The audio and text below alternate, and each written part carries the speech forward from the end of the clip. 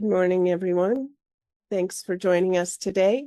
I'm Dee Dee Laugesen, Executive Secretary for the Committee on the Present Danger China. We appreciate your interest in our weekly webinars in which we expose and analyze the Chinese Communist Party's unrestricted warfare against America and the help provided to the CCP in waging that warfare by captured U.S. elites. We encourage you to visit presentdangerchina.org for information on new programs, access to videos of our past webinars, and tons of other very valuable content. Our moderator today is Frank Gaffney. Frank is the Vice Chair for the Committee on the Present Danger China. Welcome, everyone, to this edition of our weekly webinar series, sponsored by the Committee on the Present Danger China, focused on the threat we face from the Chinese Communist Party, the ways in which that threat is manifesting itself, and the urgent necessity for us to take corrective action before it imperils us mortally, quite possibly. I want to say, first of all, a word of profound thanks to Dee Dee Laugesen, who, as you can tell, is seriously under the weather at the moment, and a prayerful word for the man who makes these programs, well, come to life in the post-production space, especially. Oleg Bashian. He is in the midst of Hurricane Milton at the moment and is very much in need of our prayers, as well as the people of Florida more generally at this very difficult time. I want to thank our support team for the great work that they do and all that they are overcoming at the moment to help make this particular program possible. I'm very excited about this particular program as it happens, because I think it is an opportunity for us to connect some dots that are in need of being perceived as connected. They all bear on something that is happening as we speak. I guess it's the tail end of the Double 10 Day, as it's known in Taiwan, the national holiday commemorating the birth of the Republic of China 103 years ago. That was, of course, on the mainland. It moved over to Taiwan under Chiang Kai-shek in 1949, as I recall. But it is being commemorated today as very much a part of an independent Taiwan, including, as described in some very spirited remarks, courageous remarks at that, by William Lai, as he's known in the West, the recently elected president of Taiwan. We're going to be talking a bit about Taiwan as a prime example of the challenge that we face at the moment in the Western Pacific, but just one of those, all of which are going to be aimed at showcasing the sorts of difficulties that the United States Navy confronts at the moment, and I guess we can argue our naval services, including the Marine Corps as well, in dealing with the massively increasing threat from the Chinese People's Liberation Army, its Navy, its Air Force, its strategic rocket forces, and its various other elements, including its influence operations in the United Front Work Department and intelligence services. We've pulled together, I think, an extraordinary group of commentators and participants in this webinar. Some of them are very familiar to you. We will introduce each of them in turn, but they are among the best of those who we work with at the Committee on the Present Danger China in terms of analyzing and seeking corrective action in the face of the now increasingly imminent prospect of a shooting war with China, one that would be borne very dramatically and substantially by U.S. naval forces. Our first speaker, therefore, appropriately enough, is a man who used to be the chief of intelligence for those forces in the Pacific. His name is Captain James Finnell, United States Navy retired. He is these days associated with the Geneva Center for Security Policy and has been prodigiously contributing to our understanding of these issues in his post uh, uniformed service to our country, uh, including in his partnership with another of our colleagues in the Committee on the Present Danger China, Dr. Bradley Thayer. They write a weekly column at American Greatness, and they've recently published an incredibly important and very timely book entitled Embracing Communist China, America's Greatest Strategic Failure. Captain Fennell was unable to be with us in person on this occasion, but he's very helpfully given us in the form of an interview that I conducted with him yesterday for our television program, Securing America on Real America's Voice, a video clip, which we were going to present as kind of a net assessment from his perspective of where we find ourselves with respect to, on the one hand, a very aggressively building naval and other military threat from China, and the state of our Navy in a variety of respects that we'll drill down on in the course of the rest of the program. Let's go to Captain Fennell's video now. The announcement by the British government of basically turning over Diego Garcia on a lease to Mauritania, is really another blow to America's strategic interest globally. We saw that in Afghanistan in August of 2021 when we lost Bagram. Now this key outpost where naval ships and our bombers can operate from and have influence against all sorts of national security areas of concern, whether it's in the Middle East or whether it's China and their access into the South China Sea and our own ability to resupply and refurbish our ships should they be impacted in a conflict. But this is part of the larger issue of the neglect of the United States Navy and America's heritage as a sea power, a seafaring nation, and as a sea power. And so what we have is essentially decades of neglect of our shipbuilding industry. The Washington Post published an op-ed from a couple of American Enterprise Institute analysts that talked about this situation and the crisis that America is facing.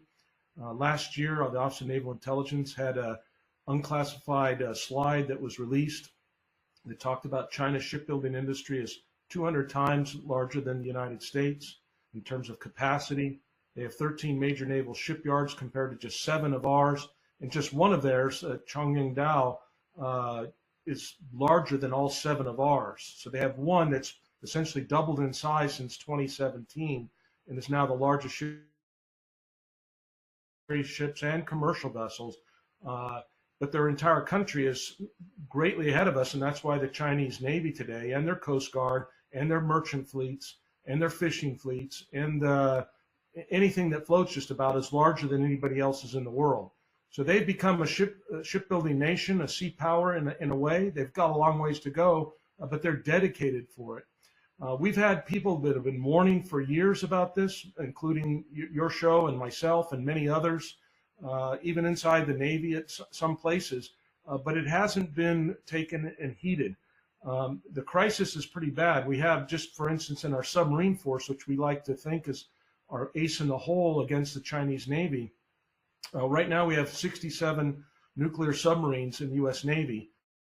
About 49 of those are fast attack, or what we call SSNs, the hunter-killer types, that would be able to sink a Chinese invasion fleet if it was trying to take Taiwan or attack any of our other allies or our own fleet. And those ships, based on a 4-year production timeline from the laying of the keel until it's operationally available, a 30-year service life, they spend about 20% of their time in port, either at a dry dock or at pier, waiting to get comprehensive long-term maintenance. So that means 1/3 of our submarine force is unavailable to be able to go to sea because of the lack of dry docks and shipyards for nuclear submarine overhaul. And so we find ourselves in a situation today where the Chinese Navy is not only numerically larger than us, but they have superiority in key areas like anti-ship cruise missiles, anti-ship ballistic missiles, and anti-ship hypersonic missiles. And so their technologies are up to par with ours in some areas. They're expanding rapidly in the undersea domain. They're expanding rapidly in the carrier arena. They've had carriers operating now routinely.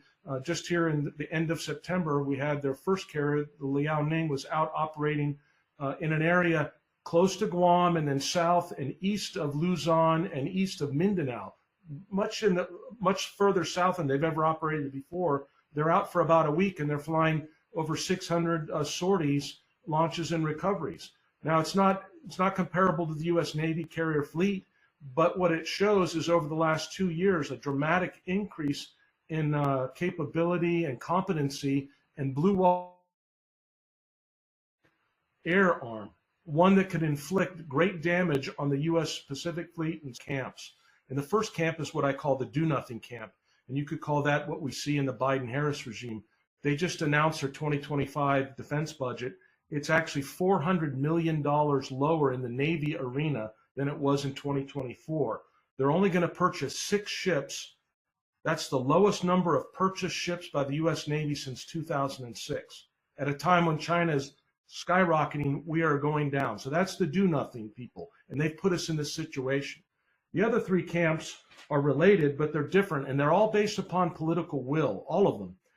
The second I would call the technology can save us camp, and this is what Admiral Papro, the commander of Indo-PACOM, has talked about. He wants to create what he calls a hellscape, to just be able to overwhelm and swarm the Taiwan Strait with drones, unmanned vehicles, mines, these small, cheap, non-manned weapons of war. That's fine, but it's based upon, or the belief of many of these people is, we can't build our Navy up like we had it in the Reagan era, so we can only do these small unmanned vehicles and projects. They're cheaper, they're smaller, and that's the only solution that we have. The third camp is the camp that I call the foreigners can do it camp. And the foreigners can do it camp are the folks inside America's shipbuilding industry that believe that because of the Jones Act, we're limited in our opportunities. And so we need to go out to our foreign allies and partners like the Japanese, like the Koreans, the Filipinos, and see what we can get them to do to help us. For instance, right now, there's a big talk about having the Korean shipbuilders help us at Philadelphia Navy Shipyard. And then finally, there is what I call the fourth camp. I call it the Two Ocean Navy Camp. And it's a small camp. I think I'm sometimes the only member of the camp, which is the camp that says we need to get back to what we did in World War II, which is to have a complete revitalization of America's shipbuilding industry, much like Carl Vinson did with the Two Ocean Navy Act, where we revitalized our shipyards, we expanded greatly, and we were able to start pumping out warships. And the last 3 camps are related, but the technology in the foreign camps don't really believe that we can do the fourth camp. And so what is needed is top-down leadership from a president that's going to say we're going to revitalize America's shipbuilding industry, not just for national security interests from a military standpoint, but from our ability to create jobs for American citizens, and that it's a synergy that comes from that. So I think this is where we're at today, is this ability to focus on the requirement to build up our national capacity to build warships. And we can also have foreigners help us, and we can have UAVs and unmanned vehicles. But we have to get to the core issue, which is rebuilding capital warships and nuclear submarines that give us the assured security for our global economy that we rely upon and can trade and buy and sell and not have to worry about being held hostage by the Chinese. So that's the recommendation, and hopefully we can change this come November. Captain Fennell, thank you. A brilliant overview, and informed by a lifetime of experience, much of it spent warning of precisely the decade of concern, as he calls it, that we now find ourselves squarely in. I did want to say that I think you can mark us down, Captain Fennell, all of our participants, as among the last of those 4 schools, the Two Ocean Navy camp. You are not alone, sir, but we appreciate your leadership, needless to say. We're going to turn next to a woman who has made it her life's work to study the Indo-Pacific region, specifically the islands that are scattered across its vast oceans. Her name is Cleo Pascal. She is a non-resident senior fellow at the Foundation for Defense of Democracies. She has a very impressive, pedigree of teaching in nations ranging from the United Kingdom, India, and Oman. She is on the board of advisors of the Global Counterterrorism Council and a board member, I should say, of the International Board of Advisors of that group, as well as a consultant for the Network for Strategic Analysis. Nobody understands, I think, better than Cleo the topic that we've asked her to address. Describe it as the competition for the Indo-Pacific's strategic islands. Will their neglect by America translate past battlefields into future ones? Cleo, it's terrific to have you back. Welcome once again to these programs. Thank you very much for having me. And as a Canadian, I'd say, yes, please, can the U.S. have a two-ocean navy and reassert the Pax Americana? A lot of us in the rest of the world have had a free ride, I'd have to say, on what the U.S. has done, and especially I'd just like to thank the other panelists, all of whom have served very important functions in that Pax Americana that so many of us have taken for granted for so long, and the rest of the world. Many of my colleagues around the world know it and appreciate it, and we don't often get a chance to say thank you to so many people who have served and continue to in various capacities. So thank you. I'm going to connect the dots, as it was said. And in this case, the dots are these islands that you get scattered across the Pacific. We tend to think of the Pacific as small islands, but because of the unconventional law of the sea, every small island can get up to 200 nautical mile exclusive economic zone around it. So what that means is that center of the Pacific that often looks empty on a map is actually quite congested. And Didi, if you don't mind putting up the first map, we've got a map that kind of explains how that center of the Pacific is quite congested. Now, this is the sort of map that you'd see Colonel Mills put up, and I am going to explain it in pieces. The first part is everything that is dark blue is the United States of America. So in the top right-hand corner there, you have the Hawaiian island chains, including Midway up at the top. That goes all the way through to over to kind of about a third off of the left of the map. You've got Guam, and then above Guam, you have the Commonwealth of Northern Mariana Islands, which includes the islands of Tinian and Saipan, which are part of the United States of America. Those are Americans. The U.S. does share a maritime boundary with Japan. The U.S. is very much of a Pacific Island power. There are Americans holding that front line all the way across. Everything that is sort of the chunk in the center, that little bit less dark blue, that's Palau, Federated States of Micronesia, and the Marshall Islands. Those are independent countries, but they have signed an agreement with the U.S. where their people can come and work and live in the U.S. freely, and they have been able to for a long time. They serve in the U.S. military at very high rates, higher than almost all American states. And the U.S. can deploy quite freely across the region. So when you talk about getting from here to there, it is really the agreement with these three countries that lets you get across the middle of the Pacific. These were hard-won agreements. This region belonged to Japan from 1914 to 1944. It was mostly the Marines, in many cases, that fought their way through that region. These are the battles of Peleliu, which just on the 15th of September, celebrated its 80th anniversary. Truck Lagoon. These are kind of seared in the institutional history of a lot of American organizations and in the hearts of American families where their boys died. And out of that grew these unique arrangements with these three countries. They're unlike any other in anywhere in the world. The turquoise colors, those are the countries that are treaty allies of the United States. There are 5 of them: Japan, South Korea, Australia. Those are the key ones for what we're looking at, kind of off this first island chain and second island chain. And that's those 2 black lines. When you hear first island chain and second island chain, in the minds of planners, the idea is that you can contain, at the time it was the Soviet Union, but now it's China, anything coming off of the Eurasian continent, you can keep it there. You can keep the front line off, maritime front line off of that coast through these island chains. So it becomes very difficult for China to get off, to get its huge navy, the one that Captain Fennell was talking about, past that first island chain, which is Japan, Taiwan, the Philippines, Malaysia.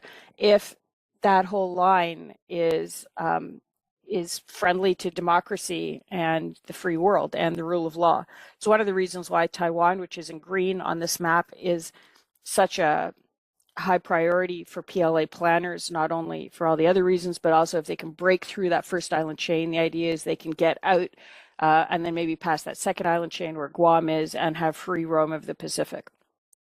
So the point of all of this confused map is that we talk a lot about that first island chain and second island chain, but what makes that possible is this corridor of freedom through the center of the Pacific, which allows you to get the troops from Hawaii or even California, then to Hawaii, across to reinforce the first island chain and second island chain. These are, that east-west line is what makes those north-south lines possible.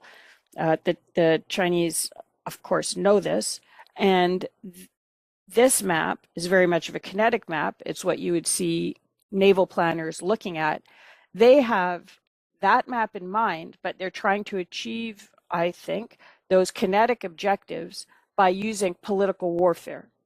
So while we may be thinking about bases and airfields and ports, they're thinking about that. But in order to accomplish that, they're buying up politicians and media and destroying economies in some cases so that they become indebted, pushing in organized crime, softening up that civilian infrastructure so that they're in a position to control the decision-making space, that elite capture that we often talk about, in order to have potential kinetic leverage.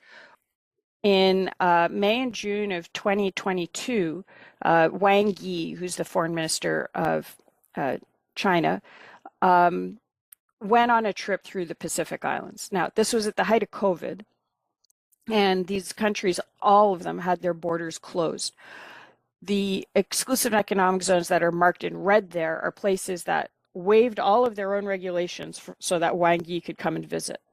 And as you can see, they jumped the first island chain, the second island chain, the corridor of freedom, and had, through political warfare, kind of free roam beyond, so that the political leverage that they have gave them these kinetic advantages.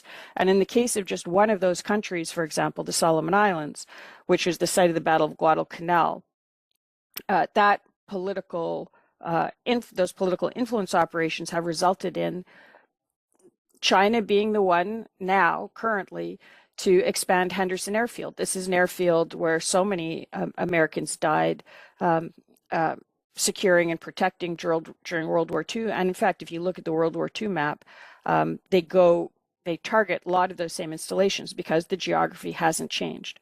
So in World War II, because Japan controlled the center of the Pacific, and they thought they were pretty secure with that, those 3 countries in not the darkest blue, but just the blue after that, the U.S. had to come down through the south, down through Solomon Islands, and then fight its way back up into that hard core. I think the U.S. now assumes, in part because it has that center locked up, at least on paper, it's secure. And what you're finding the Chinese do through political warfare is the same thing that the U.S. had to do through kinetic warfare in World War II, which is it's come down through the bottom and it's pushing its way up to the point where, as Admiral Keating said in a Senate hearing in 2008, that the Chinese told him that they suggested that the U.S. take Hawaii East and China take Hawaii West, and the Chinese will, let the U.S. know what's going on. I think that was an indication of their ultimate goal, which is to push the U.S. back to Hawaii. In fact, perhaps even further than that to the California coast, or indeed to embed themselves within the U.S. and control us the same way, or control you the same way that they're controlling the Solomons. But in the meantime, the way that we have connected the dots through our very specific lens has meant that we haven't seen how many other dots are popping up, and in fact, how our dots may be a different color than we thought they were. Thank you very much. Thank you, Cleo. We're going to talk about one other island a little farther west. I think in the course of the program, we would like to get your views on it as well. And that's the one that, of course, Captain Fennell started with, Diego Garcia. But thank you for this extremely helpful overview of the, well, you can't call it the lay of the land, I guess, but the lay of the waters and the islands populating them. We're going to turn next to a man who has spent much of his professional life, certainly in recent years, on one of those islands. Cleo mentioned it, of course, prominently, namely the island of Taiwan.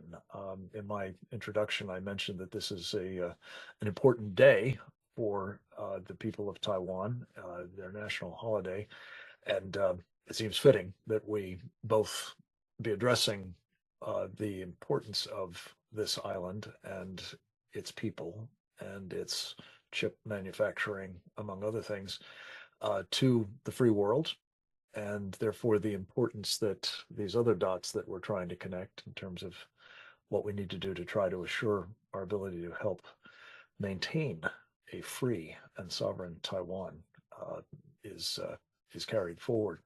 Our next speaker is Lieutenant Colonel Guermonte Larlari. He is a retired Air Force foreign area officer.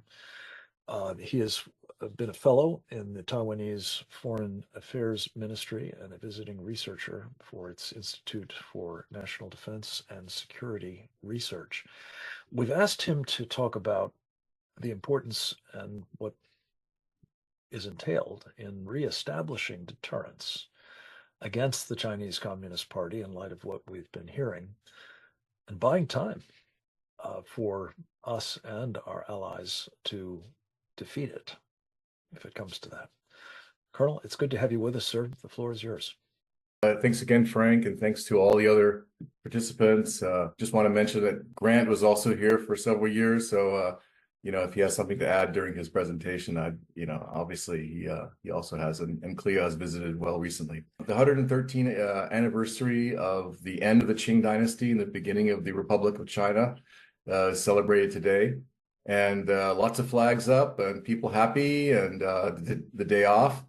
Unfortunately, they can't call it their Independence Day because a lot of countries, including the United States, don't want it to become an independent country. So it has a sort of an interesting history.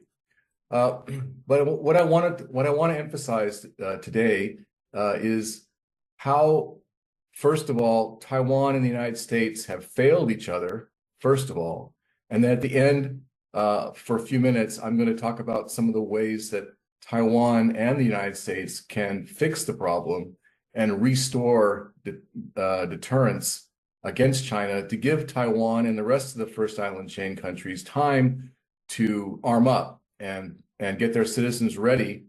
And by doing that, actually, I believe, will deter China to the point where maybe it doesn't ever expand in the direction of the first island chain. So what do I mean by they failed each other? So first of all, since 1999 until today, the PRC has increased its budget dramatically in defense. And the US and Taiwan haven't really addressed this dramatic increase. As Captain Fennell mentioned, today, one of their production locations for shipbuilding in China is as much as our entire shipbuilding. So there's something wrong here. And where is the error? Where did it occur? And what did we promise and what didn't we do? So basically, every administration, both Taiwanese and the United States, have failed since 1999 to address the problem of a rising China in the security and defense area. First of all, in the Taiwan Relations Act, which many of your listeners are aware of, there's a section, several sections that we failed. So I'm going to cover the US first, and then I'm going to cover Taiwan's failure. First section is Section 3A. It says the US will make available to Taiwan such defense articles and defense services in such quantity as may be necessary to enable Taiwan to maintain a sufficient self-defense capability. We failed. We didn't do that. They don't have enough. And so how did we fail? Well, first of all, we denied their requests. We slow-rolled them. We canceled them. We prevented several weapon systems from ever coming here. And we have all kinds of reasons. But we didn't address the problem of maintaining a sufficient self-defense capability. Now, the U.S. is doing little things here and there. For example, the U.S. has started training officially the Taiwanese military as a result of the 2023 and 2024 National Defense Authorization Act. But that doesn't deal with the problem of the defense articles. Secondly, the president is supposed to inform Congress that Taiwan needs have not been met. I don't believe any president has ever stated to Congress that we failed. That's the president's job.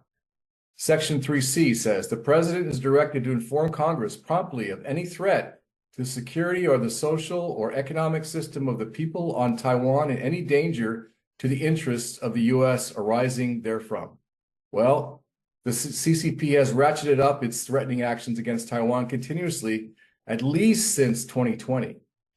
With large jumps after significant events such as the visit of former Speaker of the House, Nancy Pelosi. And so many of the analysts use the concept of anaconda strategy. And this strategy is basically choking Taiwan. But it's also the same strategy they're using against Japan and the Philippines. They're increasing their military activities around these island countries. So the CCP, what it does is it gets closer to their target, and then after their exercise, that's their new status quo. So, the CCP does not return to the status quo ante previously, and what they do is they create a new status quo. So this is a squeezing action, like the anaconda snake, squeezing to kill its prey. In May 2024, for the first time, Taiwan witnessed the most aggressive military, naval, and air intimidation seen to date. Joint Sword 2024 Alpha exercise included more PLA Navy ships, Chinese Coast Guard vessels working together than in any other previous exercise against Taiwan, and the largest number of PLA fighter aircraft crossing the medium line up to that date. And for the first time, the Chinese Coast Guard conducted intimidating maneuvers going around the islands, Taiwan's outer islands of Kinmen, Matsu, and several other ones. And then let's talk about how close they came. When the PLA Air Force, Navy, and the Coast Guard came very close to Taiwan in May 2024, the U.S. and the ROC, Taiwan, militaries did nothing to force the PRC military to retreat. In fact, if they came within 24 nautical miles of the coast of Taiwan, all around Taiwan. All these jet fighters, all these Navy ships came within 24 nautical miles.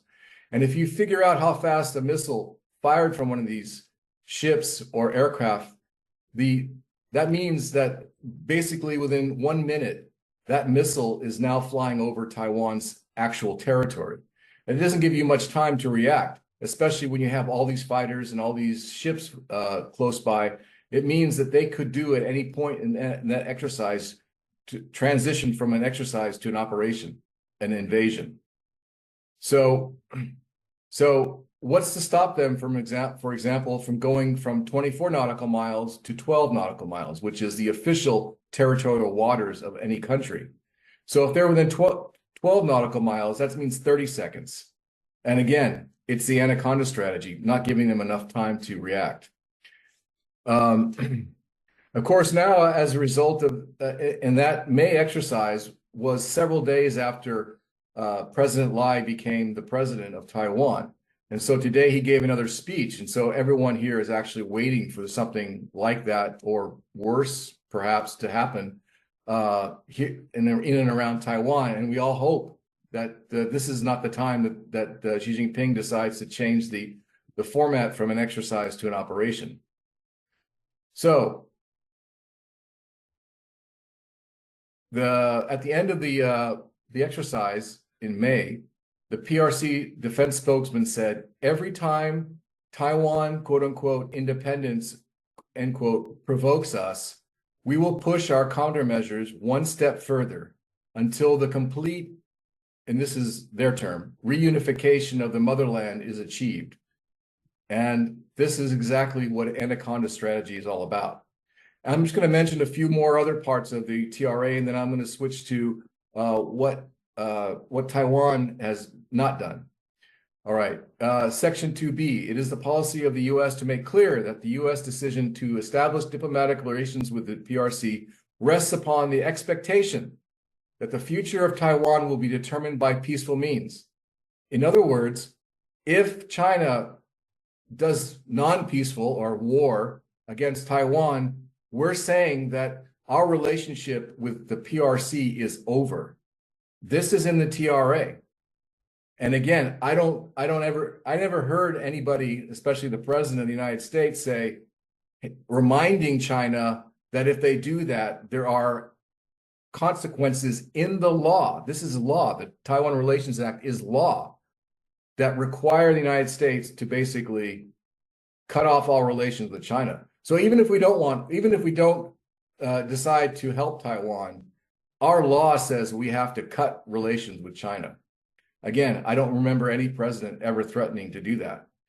And it says, it is the policy of the United States to maintain the capacity of the United States to resist any resort to force or other forms of coercion that would jeopardize the security or social or economic system of the people of Taiwan. Well, again, Captain Jim Fennell's explained that we're not ready to deal with China. So we have screwed up, in my opinion. All right. And also just to note that the Biden administration's national security strategy mentions that the United States has a vital interest in deterring aggression by the PRC, Russia, and other states. That's in the national security strategy. And as an Indo-Pacific power, i.e. the US has a vital interest in realizing a region, Indo-Pacific, that is open, interconnected, prosperous, secure, and resilient. So I don't see the US using that framework of vital interest, which we all know means we're willing to go to war, in dealing with all the things that Cleo has mentioned, Jim Fennell, I'm sure the rest of the speakers are going to talk about. And just to wrap it up on the U.S. side, quote from Lenin, many of you know this quote: "You probe with bayonets. If you find mush, you push. If you find steel, you withdraw." So obviously China is pushing and pushing and pushing, and they're not getting much resistance. Taiwan needs to have a more serious engagement in their defense. After 1999, Taiwan's defense budget consistently fell below 3% of its GDP, even though every government since 1999 claimed to have a target of 3%. The Taiwan's defense budget for 2024 is about 2.45%, and it's going to be the same next year. So I think that Taiwan really needs to double down and figure out a way to invest in its defense. So just to give you a comparison, in 1999, the PRC rapidly increased its total defense budget from $20 billion, or approximately at the time, doubled Taiwan's budget, which is okay. You know, China has to do a lot of things, but by 2023, it went up to 296 billion, and which is 18 times Taiwan's budget. So it went from double to 18. So you get the idea. They need to spend more money. Poland is claiming to go to 5% next year. They were never near 5%, but they realize that Russia is nearby. Taiwan needs to realize that China is nearby and step on the gas. Israel has invested 5%, at least 5%, for the last 45 years in its defense. So obviously, Israel has enemies who are rich and have lots of people. It's the same problem as Taiwan. China is rich and has lots of people.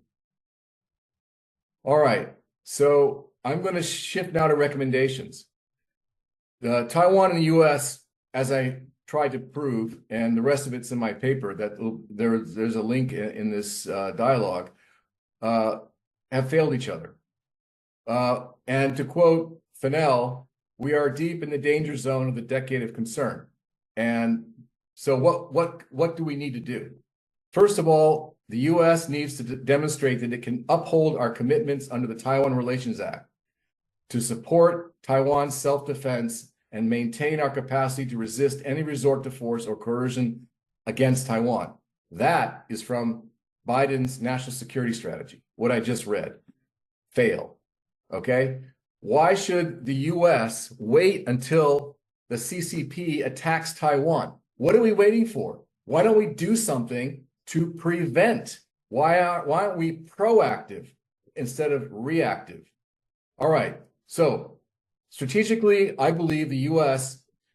Should do two important things. First, Congress and the President of the United States should approve a joint resolution similar to the 2001 Public Law Authorization to Use Military Force, the AMUF, and combine it with the January 1955 joint resolution called the Authorization for the President to employ the Armed Forces of the United States for protecting the security of Formosa. Those two documents lay out how Congress supports the idea that if the president decides to get involved with Taiwan, that he has, or she, depending on what happens in the future, will have carte blanche to do what's necessary instead of waiting for Congress to approve. And because we have the War Powers Act, the U.S. should also invoke the War Powers Act and apply the same measures we've done to protecting our national security interests all around the world, and specifically in the first island chain. So, and the War Powers Act would focus on Taiwan and neighboring countries, specifically the first island chain. And it's as it should be a vital interest. Third, the U.S. should greatly increase U.S. military assets near, in, or around Taiwan. And I'm not going to go into much detail, but basically we've left Taiwan sort of vulnerable several times in the last year or so when our carrier battle groups or our carrier strike groups have left the area for a period of time. All right. I'm going to focus on Taiwan and wrap it up.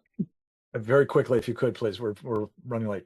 Sorry about that. I'll just basically Taiwan should invest at least 5% of its GDP in its defense, and it should write a national security strategy, which hasn't been written since 2008. And finally, it should teach, train, and exercise the entire population about how to be resilient and conduct resistance against a possible invasion by China. And that's basically it. Thank you very much. Thank you, Ms. Herman. This is a very rich treatment of one particularly critical part of this larger equation, and introduces nicely the next presentation by Colonel Grant Newsom, United States Marine Corps, who you mentioned in your opening remarks. It's a question of the state of our alliances. Captain Fennell talked about the third school. I think that the foreigners will make up for our shortcomings. The question is, do the allies today, particularly in the Indo-Pacific region, regard us as being there for them? And that bears obviously on calculations on their part as to whether they will be there for us. Colonel Newsom is a man who has served with great distinction, both in uniform, of course, of the United States Marine Corps, but also as a Foreign Service officer in the embassy in Tokyo.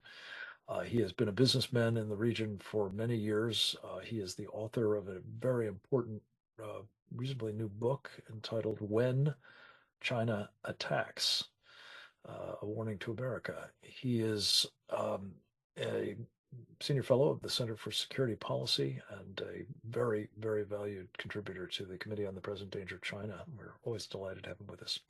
Colonel, tell us about the allies. Where are we, and what are the implications of it? Over to you, sir. Sure, Frank. I'm glad to be here. It's often said that, well, America has allies in the Pacific and China doesn't. Well, I wouldn't discount having North Korea and Russia as allies. For China, they may not be as lovable as most countries, but they potentially are effective. But we do have allies, make no mistake, and it's an advantage. But it's also worth keeping score and actually considering how good are these allies. So I'll just go down the list. We have Japan. Japan has always had. Well, first I'm going to talk about, do the allies think that we're reliable? And go down the list. Japan has always had doubts that America will actually be there for them. You saw in this most recent meetings between America's top leaders, the Japanese insisted that we talk about something called extended deterrence, which means nuclear weapons. The Japanese just don't quite believe that. We will do everything we can to defend them. It's hard for the Americans to convince them otherwise.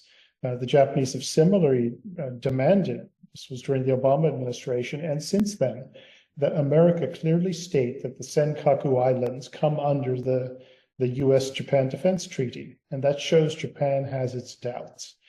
Some of them are well-founded, some of them are not, but nonetheless, they're doubts. Go to the Philippines. That's in the news all the time. The Philippines kind of think we'll protect them, but at the same time, they saw that we've let them down 3 times in the last 12 years. At Scarborough Shoal, when the Philippines sued China at the Permanent Court of Arbitration, we did nothing to help them in that case too. And now in this latest fighting or skirmishing that's going on in Philippine maritime territory, the Philippines note that the Americans are not coming out to where there might be trouble. Yes, we're around and we do exercises where the Chinese are not, but we won't come out where the trouble's coming and where the Filipinos are getting beaten up. In Manila, at the end of August, the Philippine defense minister actually said something to the effect, please don't interpret the defense treaty so narrowly, interpret it more broadly. And that's as close as you can get to saying, please, America, we're under attack, help us. And they're not getting the help they need. Malaysia, this was 4 or 5 years ago, the Chinese were leaning in on their Malaysian territory in the South China Sea, and the Americans sent down the USS America, an amphibious ship, and another ship or two for about a week to shadow the Chinese, and then they left. And after that, the Malaysians were saying, well, why did you go away? You left us here with the Chinese. Well, that creates some doubts as well. Thailand, some years ago during the Obama administration and before, they got tired of the Americans criticizing the fact that they have a coup every few years. and complaining about that while they sell F-16s to the Egyptians after the Egyptians have a coup. I guess some coups are better than others. The Americans also told the Thais that, well, you don't really want submarines, even though you think you do, because you can't employ them in the Gulf of Thailand very well. So the Thais got tired of this and said, yeah, we want submarines. So we're going to get them and other hardware from the Chinese. So you can see they've got some doubts. South Korea, what happened in 2016-17 when the Americans put in a THAAD missile defense system in South Korea. The Chinese just went to work on them with economic sanctions and really hurt them. And America did nothing. And that caused some real concern with Koreans who even like America. So you can see there's some doubts on the part of all these allies we have.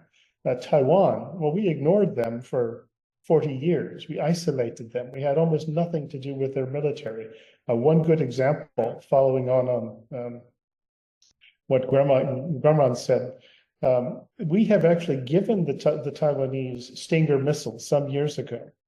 But what isn't well known is that as part of the deal, we required that these Stinger missiles, mobile, shoulder fired, easy, you can run around with them if you want. We required that they be put in concrete base plates so they could not be moved. And what sort of message does that send? So not surprisingly, the Taiwanese have their doubts about American reliability. So when you keep score, it's not quite as good as it seems. But now let's look at also, can the Americans count on these allies we have? It works both ways. First ask, well, which ally can we do a real world short notice operation with? Maybe South Korea in the event North Korea attacks. In fact, we probably could. After that, it's a very short list with nobody on it. The nations in Asia Pacific, but Southeast Asia in particular, but also up in Northeast Asia, they will say, look, we don't want to decide between America and China. We expect America to defend us, but we want to keep doing all the business we can with China. We want to rely on them economically and effectively get dependent on that. So, and once again, Japan, well, their military is not ready to fight a war despite 60 years of a defense treaty. So they're not quite as good as you'd think. But I would put this in three categories. One is that really solid allies we can count on, some who are iffy, and then some who are not at all, aren't even allies, or are completely unreliable. In that, what we can count on category, I would put Japan. At the end of the day, even though they have some real shortcomings, because they know without us they'd be speaking Mandarin in a week or two. And then there's Australia, but I'm not so sure about them. I put them in the iffy category. There's a huge strain of anti-Americanism in Australia and even in the Labour Party. South Korea, yes, they're reliable, I think by and large, but you have, once again, a very anti-American, very pro-China, pro-North Korea faction in the South Korean political class. You saw that with this last president, Moon Jae-in, practically a Chinese agent. So once again, it looks good, but there's some problems there. But another country, which I think would go into the solid ally camp or solid partner camp and very reliable, if we treated them as they need to be treated, and that's India. It doesn't get put in that kind of attention or considered that way, but potentially an excellent ally. And then in the iffy category, the Philippines, you have a pro-American faction administration now, but we had one that was not just before him. Thailand, I've mentioned the problems there, but they're no longer as reliable as they were, despite us having a treaty with them. You have Malaysia, its elite class is very heavily subverted by the Chinese. You have Indonesia. Well, it's iffy. They're potentially a fairly solid partner, but can't count on them all that much as well. Vietnam, they don't like the Chinese, but I'm not sure they like us all that much more. I wouldn't count on them to get involved in a shoot up anywhere. So you can see if you go down the list of who counts, who relies on us, who thinks we're reliable. It's not quite like it seems. If you look at the list of who we can rely on or not rely on, it's not as quite as good as it seems. It's even Singapore, which we often think is in the American camp, the Western camp. Well, I wouldn't count on them once the first missile flies. So what do we do about all of this? To ensure that we actually do have solid allies and partners out here, and that countries want to be with us. Well, first you have to show you're serious about and get your military in order. And you heard what Jim Fennell said. That lays it out. Either you have a navy that can fight or you don't. Either you have a military that can fight, it has everything it needs and it's ready to go, or you don't. And if you do, you will find that people will feel a lot better about sticking their neck out and saying, yeah, we're on the American side. But we do things, though, that we still fund the Chinese Communist Party, which with convertible currency, with dollars that they've used to build up their military. We still do that. And who's going to take you seriously if you're doing that? Who's going to think that they should take on China as well? Well, nobody. Additionally, we refer to what our relationship with China is just competition, sort of like Hertz and Avis, arguing over, competing to see who's number one. Well, that's not the way to look at it. If we see it that way, well, other countries aren't going to take it seriously as well. Look how hard it was for us to ban TikTok. We really couldn't do that. We haven't done it. So you can see how much trouble we have. And then the last, I would say, somebody's got to be responsible for this. As I see it now, there's nobody who's actually responsible for really the state of affairs in Asia and making sure that countries can depend on us and that we can therefore depend on them. And until there's somebody responsible, either in uniform or not, you'd have to think that it's probably leprechauns do exist. So that's my take, a quick rundown through the region. And once you keep score, it doesn't look quite as good as some people will tell you. So thank you. Colonel Newsom, thank you. This was a very detailed analysis of the state of the alliances and what we've done to contribute to their fraying at a moment when at least that camp that thinks they're all out there ready to go is likely to be proven wrong, making all the more important the idea of a true two-ocean navy. And one element of this is often neglected. I mean, frankly, what we've been discussing sounds like a lot of neglect of even the main combatant elements of the United States Navy. But those who also serve vitally, in fact, are those in various arms of the support systems for our maritime power. And that would be underway replenishment vessels, that would be other support ships that enable the fleet to be forward deployed and operate. And not least the merchant marine of the United States, which is a shadow of its former self and is urgently in need of attention, as are these other support elements. And I'm very pleased that we have with us once again Captain Jay Bolton, United States Merchant Marine, retired. He has the distinction of not only having been the commanding officer of large tankers and other merchant vessels, but also of tall ships, which is quite a remarkable distinction. He has been a very important resource for these webinars, bringing to bear his life experiences and his insights into the part of maritime power that is especially in need of attention and often neglected. And we're delighted to have him with us to talk today about the parlous state of the Navy's support vessels and the U.S. Merchant Marine Fleet and what we must do to restore them to their needed status. Captain Bolton, welcome back. It's good to have you with us, sir. The floor is yours. Thank you, sir.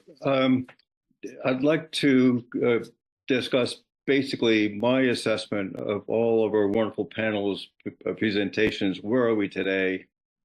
I want to discuss a little bit how the merchant marine and the sea lift capabilities declined, and then proffer some solutions from my perspective as a layman. So my assessment is that the United States of America is stage 4 cancer. We're bleeding to death. And because of that situation, unless there's a dramatic short-term compromise, change of leadership and policy, it's not a bright outlook from my perspective. Captain Fennell outlined beautifully the 4 elements that need to be addressed. So the question then comes back to why? Why did the merchant marine decline after 50 years of knowledge about it that I mentioned before in my previous discussion of the Denton report? Why the shipbuilding on the ropes? Why do we not have a sea lift capacity? And I discussed some of those questions, but I suggest that the reason may be because of international competition that we've not addressed. It may be because of Coast Guard regulations are unrealistic with the international community. But these questions need to be addressed in order to come to the right solution. So where are we today? What's the solution? My view is we need to address what I would call NSB. NSB. Narcissistic silos of bureaucracy. Our government is these little silos that don't have the obligation to be proactive and coordinate together. And so the Coast Guard operates independently of their thing. It's like a socialistic society. They're not responsive to the international standard necessarily, sometimes ridiculous. The Military Sea Lift Command, they created what I'm going to call the National Job Security Organization. They have no business transporting cargo and petroleum products when the merchant marine could do that. And after Desert Storm, they saw this opportunity to increase the size of the Military Sea Lift Command mostly with naval personnel.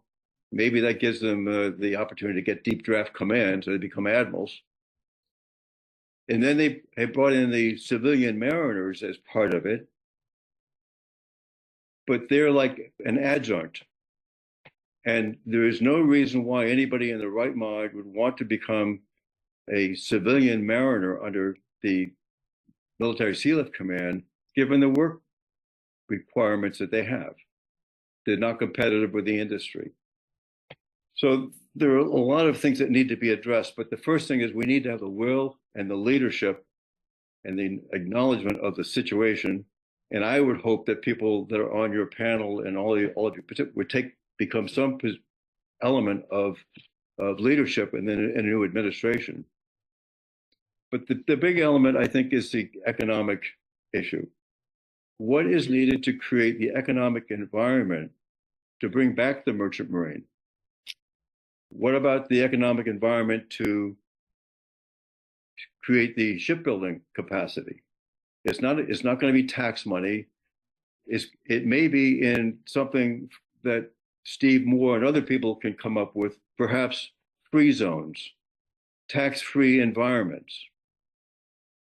Let me talk about tax-free environment to attract merchant mariners. The Ukrainians, the Philippines, they don't pay any income tax on their income. So the shipping companies can afford to pay them less. They go back to their countries, they spend the money directly into their economy, helps the economy without the government getting its hands on it. So should that not be a policy of the United States, just as one idea of a creative economic policy? I think it's something we need to look at. Maybe we need to reinstitute the construction subsidy element within our tax structure. So this is all creative economics is above my ability to get into the details, but I know that it's an economic reason why we have lost the merchant marine. All of our American shipping companies, American President lines, United States lines, have all been sold. So if we don't create the economics, we're not going to go back. Short-term solution for manpower. Very controversial, but there is a short-term. Let's get us off the life support so we can at least sustain. And that means compromises. The same compromises that we used during the Vietnam War. We had waivers for merchant mariners, foreigners, to sail under US flag ships. Well, there's another solution at the moment, and that is to grant immediate citizenship to qualified merchant mariners from the Ukraine. There is a program to accept Ukrainian refugees now, but if they become US citizens, they're already qualified and would be grateful to have some kind of employment within a military sea lift command. The labor unions will object. Those afraid about the Jones Act will object, but this is a precedent that's already been set. We used to have Philippines sailing in the Navy in return for citizenship. So we've got to be creative about how to solve that short term. We've got to stop the bleeding. Otherwise, we won't be talking about all this stuff. So that's my basic my thought process. We need new leadership. We need to understand the problem and look at every element from the economic perspective. Over. Captain. I think this is one of the points on which we can all agree new leadership is required. New direction to the country in all of these areas is urgently needed. And one of the reasons we're doing this program is not to tell people how to vote, but to acquaint them with this need and to provide the kind of content that will inform the votes that we hope will be cast in the course of these next few weeks. A number of questions have arisen that I'm delighted we have a little bit of time to examine. Could I ask, Cleo, I guess maybe starting with you, any thoughts on this development with respect to Diego Garcia and its implications for our operations in the western reaches of the Indo-Pacific theater? From a strategic perspective, it's not good and sort of inexplicable. It's a highly important location. So again, this is there's a group of islands. The population was moved off of them essentially for settlement. The British technically own this area. They gave the main island to the U.S. to use as a base. It's, I think, technically a joint US-UK base, but people on this call would know better than I would. And now they've said that they're handing that to Mauritius, handing the whole thing back to Mauritius, and the US will maintain a 99-year lease, or the UK, which will then allow the US to stay on the base. There's a lot of layers to it, which makes me very uncomfortable. We know that China doesn't respect international law or agreements, and that its vassal states increasingly don't as well. So if Mauritius wasn't already a target of PRC influence operations, which it has been, it certainly will be now increasingly so. So in terms of what's just even good for the people of Mauritius, you've now made them a very high value target for PRC influence operations. It's not an ideal situation, obviously, for the people who needed to be moved off of there. The location was providing, and there are situations in the U.S., like, for example, with the U.S., for example, in the Marshall Islands, where similar sacrifices were made by the local population, where an apology is definitely due in places like Marshall's, which was site of 67 nuclear tests, and you work your way through that. I'm not sure the answer is to make the Indian Ocean basin as a whole more insecure, and in the context of India, which was brought up by Colonel Newsham, you have a situation where it gets a lot more insecure potentially as well. You know, you had the abandonment of Afghanistan with $80 billion worth of weapons or so left behind in the hands of people who don't like India either. You have what's happened now in Bangladesh, which many in the Indian strategic community think that the U.S. at the very least blessed and has created Islamist political organization has been unbanned. You have targeting of religious minorities, including Christians, but especially Hindus. And now you have this wishy-washiness on Diego. So if you're India and you're looking at what U.S.-linked decisions are doing to increase insecurity and destabilize your region, you're getting pretty concerned. I don't see this as something that's going to deliver the greatest good to the greatest number, and it feels very much to me like a sort of decision that was made possibly on, in a legal department in a government office without truly understanding what supports rule of law, especially in such a critical region. Just a quick follow-up. Is it your judgment that this action would not have been taken by the Brits without the, if not active support, certainly the acquiescence of the United States? So all I can do is go by the reporting. The Telegraph has reported that there was pressure from the U.S. to get this settled before the U.S. election. So I don't know whether that's accurate or not, but the Telegraph in London reported that there was definitely a U.S. decision making involved in that. Their logic thought the reported logic of the U.S. side was that this would make the position of the base more secure, but that's within the context of a world where rule of law is dominant and enforceable. But we've seen from Hong Kong, and we've seen from what Guermont talked about in Taiwan, that rule of law from our side, from the West side, but also from the Chinese side, is not something that you should be taking for granted at the moment. So I see where the reported logic can seem to make sense to somebody who hasn't left their office building in a while. But how this actually will play out in the real world, I think, is going to be very different. Going to be trying to monitor it closely and look forward to working with you in doing so. Cleo, let me ask you, Guermont, I think we didn't address quite as directly as I thought we might the atolls that the Chinese have built in the South China Sea and how that bears on these other strategic concerns about the various islands, some of which, as Cleo made clear, we've shed a lot of blood to recover from our enemies.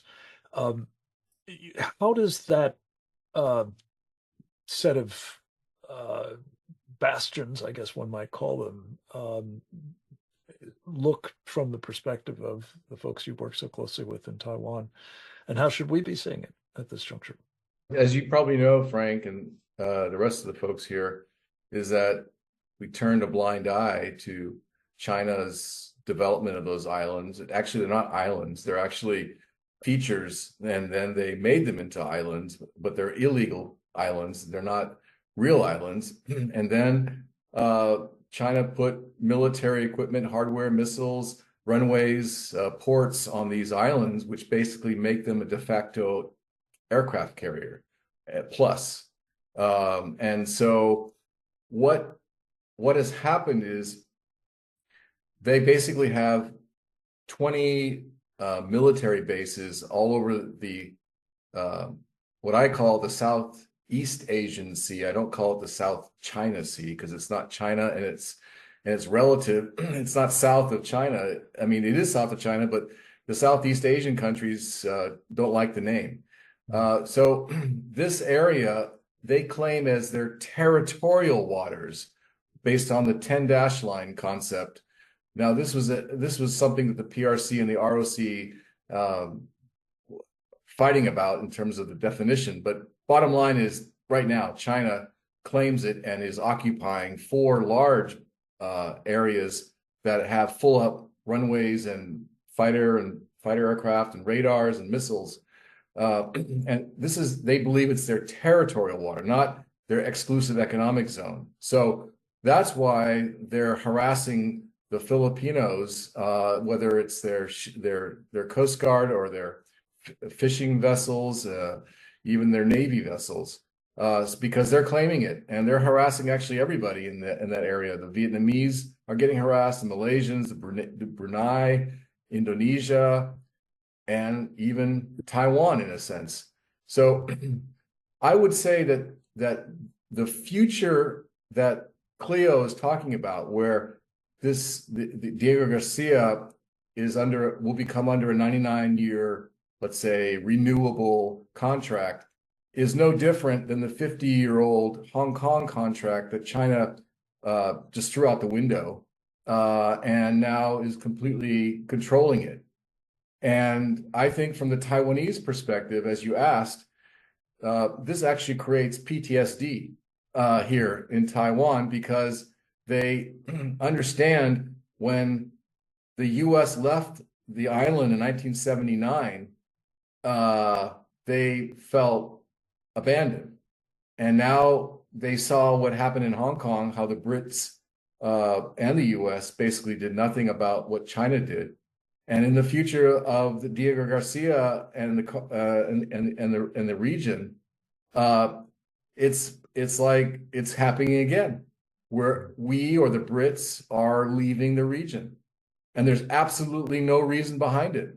What does that mean? Gibraltar is going to be given to the Spaniards or something like that? I mean, where does it stop? You know, what self-guilt would bring the Brits to do something so stupid?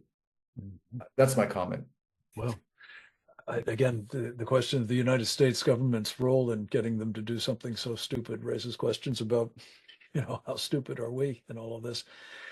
Grant Newsham, you touched on something in one of your comments that I wanted to put in a little higher profile, and that is it's been a focus of our work at the Committee on the Present Danger China, basically from the inception of it, notably in cooperation with our colleague Roger Robinson, who has been warning for decades about our underwriting of the Chinese Communist Party. And I think it's no exaggeration. We've talked about it on any number of these programs and various products of the committee, that much of what we're talking about in the course of this very program, and notably that huge shipbuilding, industrial base development, and the People's Liberation Army's modernization program more generally, and I would argue those bastions in the South China Sea, among other things, have been made possible, at least in part,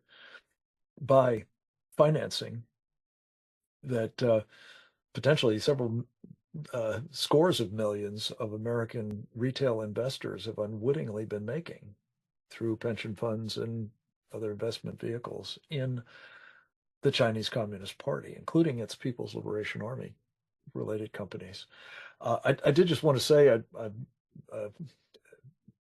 full disclosure, I'm helping call attention to something I found that is very exciting, a new development, relatively recently, new development, offering to investors the ability to invest in emerging markets, including in China, without investing in these People's Liberation Army companies or other bad actors, including companies that are involved in egregious human rights abuses and other Chinese crimes against humanity. It's called the National Security Index Exchange Traded Fund, and I don't know, Grant, if you've come across this or not, but I would be very appreciative of your further elaboration of the folly of this kind of arrangement, whereby we are literally enabling the amassing of the military power that is designed to destroy our country. I think regular listeners have probably heard a lot of this before. And Roger Robinson's excellent. He was doing this stuff when I was about 8 years old. But the situation is that the Chinese currency is not worth anything overseas. It's like the script you get at a Monte Carlo night at the local Catholic church. Guy, it works there, but try using it out on the street. So they depend on convertible currency, US dollars. And that's where we have provided them with, goodness, trillions, I would suggest, over the last 30, 40 years, trillions. And that's what they use to buy the things overseas, the raw materials, the technology, etc., that they've used to build their economy and to build their military. It is that simple. And now they've got it. One way to consider this is whenever we buy something that's manufactured in China, we're paying in dollars. They get the dollars. They use it to build the military.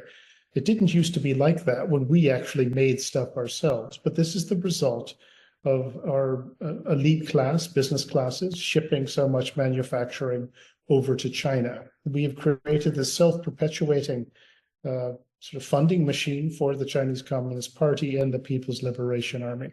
It is about that simple. And if we don't do something about it, we have paid for our own destruction. This brings me to Captain Bolton finally.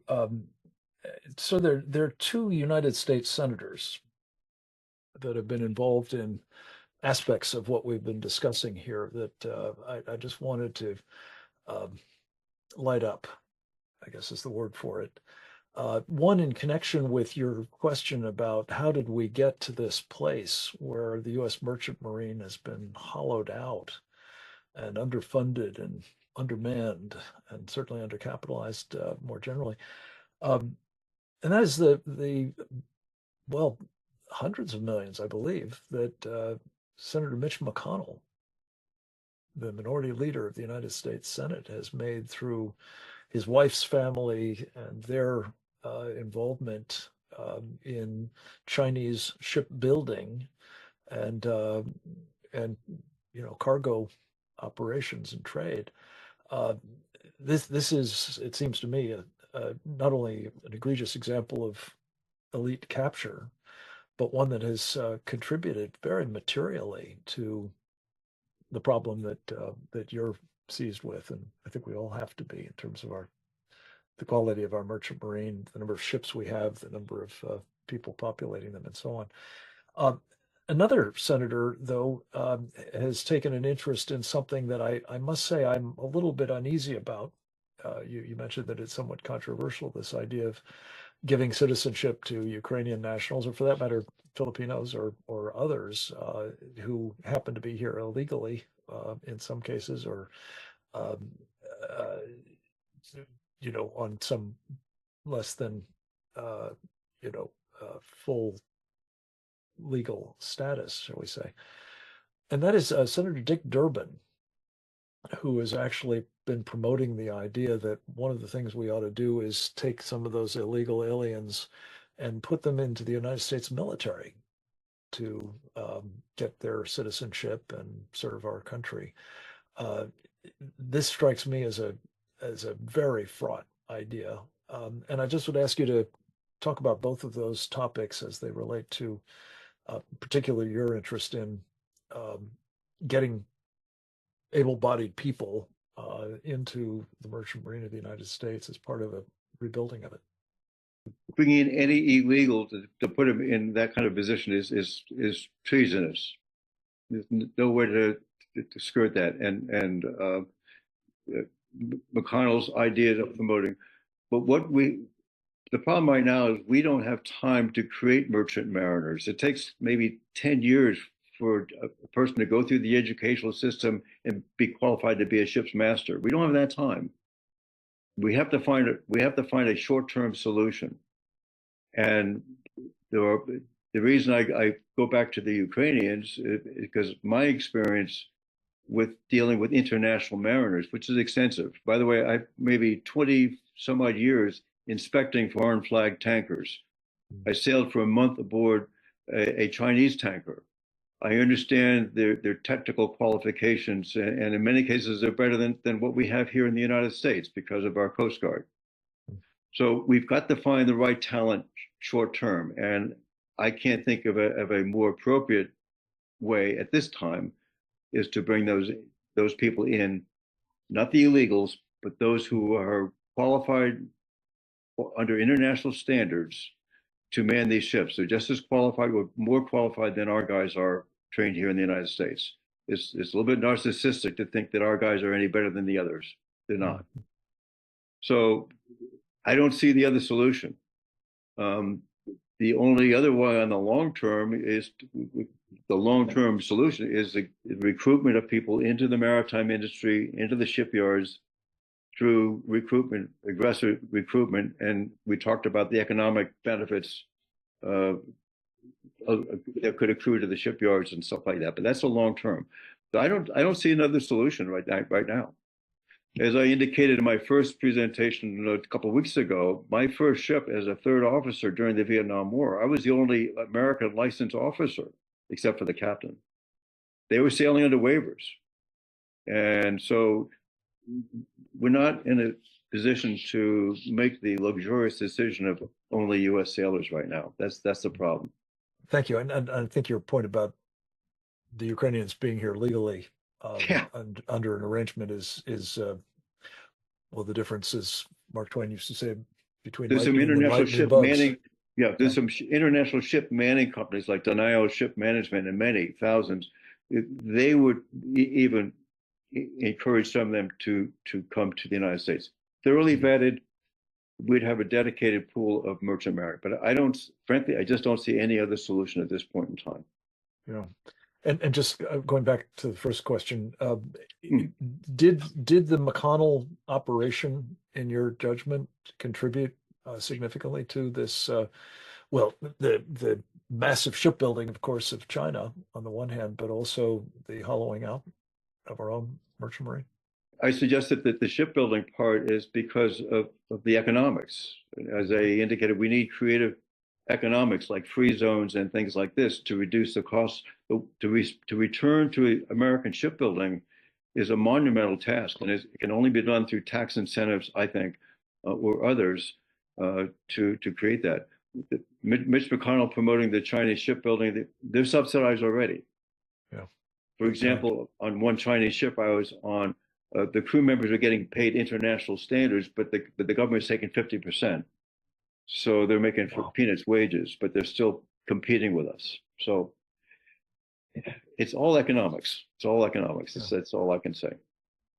Well, we appreciate your insights into the economics of it, as well as, the breadth of experience that you bring to this topic. The largely, I'm afraid, underappreciated, vital role played by these support vessels and of course, the merchant marine in all of this effort to assure our ability to maintain the peace and protect our vital interests in these far reaches of the world. I want to thank each and one of our speakers, Captain Jim Fennell, Cleo Pascal, Gumate Lalari, as well as Grant Newsom and Jay Bolton, for bringing once again their expertise to bear on some extraordinarily important topics. I think that there is a fair amount of dot connecting that was accomplished here in the course of the program, and I'm deeply grateful to each of you for doing so. We're going to be, I think, turning to these topics again in the days and months to come, because the condition of the Navy and the necessity of avoiding having to fight and die for some of these islands again, simply because we've neglected them and witnessed happening under our eyes, really, or under our noses, if you will, this kind of political warfare that, as Cleo has talked about, is making such inroads into important parts of this incredibly vital waterway. It's trillions of dollars we're talking about that passes through these waters in the Western Pacific, and we cannot afford, as a seagoing and trading nation, to allow them to be in the hands of our enemies. I want to thank all of our team, as I mentioned earlier, especially those that are under the weather, either figuratively or literally. Didi and Oleg, I want to thank all of you, of course, in the audience as well for participating in this program. And I hope that you will help us as this posts, hopefully in the near future, to make sure that others in your circles of acquaintance and influence are exposed to it as well. It is absolutely of surpassing importance, in my professional judgment, that these sorts of topics, the issue most especially of what the Chinese Communist Party is up to and the danger that it represents to us and the urgent need for a course correction in dealing with it, is front and center in these closing days of election 2024. We look forward to visiting with you next time, and that I hope is a result of being subscribed to this program at presentdangerchina.org. You will be apprised of when we're having our next call, and we'll be very much following our work there. In the meantime, thank you very much. God bless you all, and back to you, Didi. Thank you, Frank. Thanks, as always, to our audience for being here. A video of this webinar will be posted to presentdangerchina.org within a day of the conclusion of our program. It may be another day or two before he's able to get it up, but we'll get it up as soon as possible. Please share this and our other programs with your elected representatives, colleagues, and other networks. And join us again next week for another installment of our Committee on the Present Danger China webinar series on the CCP's unrestricted warfare against America and the free world, and how the CCP captured elites betray the USA. Thanks for joining us today, and goodbye.